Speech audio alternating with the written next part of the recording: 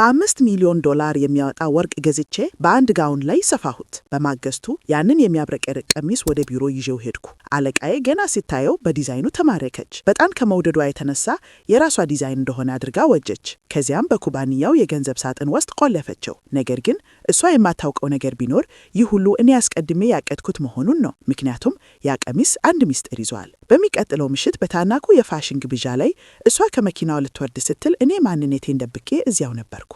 በሚያስደንቅ አለባበስ መኪናዋ ላይ ወጣሁ። ቀሚሴን ዘረጋሁት። ቀይና ጥቁር ጽጌረዳዎች የተሞላበትና ረጅም ጭራ ያለው የንግሥት ልብስ ይመስል ነበር። መኪናውን በሙሉ ወዲያውኑ ሸፈነው። የሁሉም ሰው ትኩረት እኔ ላይ ሆነ። በዚያው ምሽት የከተማዋ የፋሽን መጽሔት ሽማግሌ ላይ ወጣሁ።